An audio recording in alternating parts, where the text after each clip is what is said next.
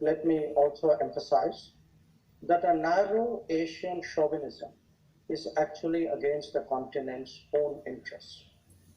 Precisely because Asia is so energetic and creative, it would like to benefit from the open doors of other regions. That obviously cannot be a one-way street. Such an outlook also goes against the reality of globalization.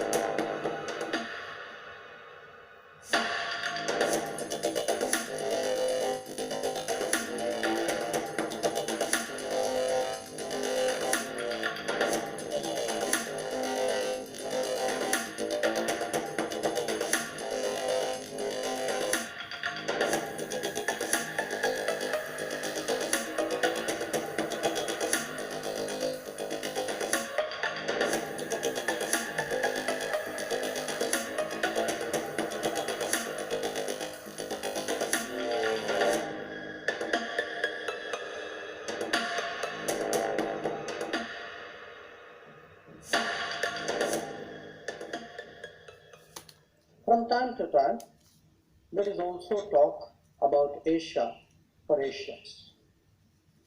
Such thinking needs to be carefully analyzed, both from a national interest perspective as well as the implications of the proposition itself. The suggestion that it could be the basis of a united front presumes a stronger convergence within the continent than reality supports. Moreover, a united front works when participants are confident of the vision and, more important, the intent of each other.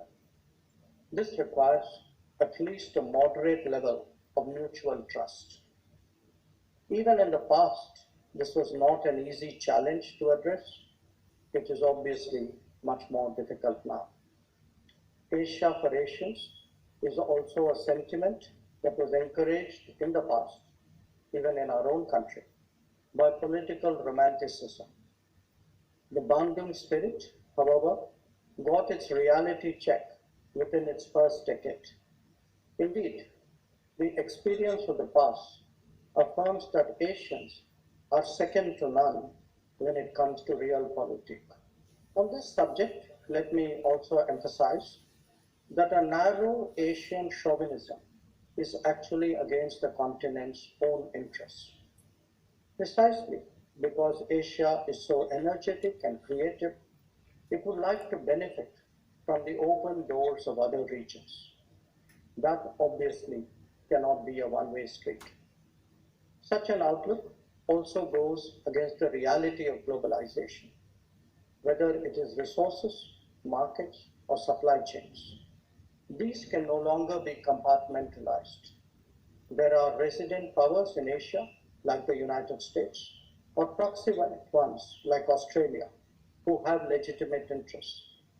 Their contribution is also invaluable for securing the global commons. India's universalist outlook, expressed in the belief that the world is a family, encourages it to go beyond exclusivist Asian approaches.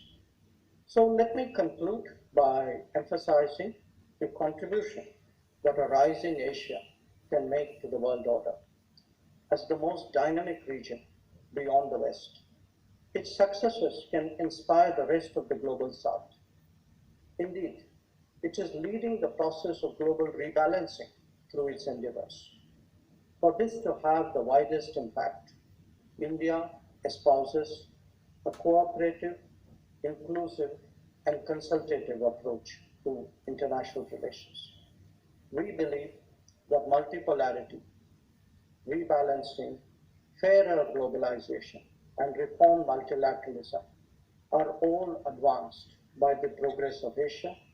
Our diplomacy is accordingly shaped by this belief.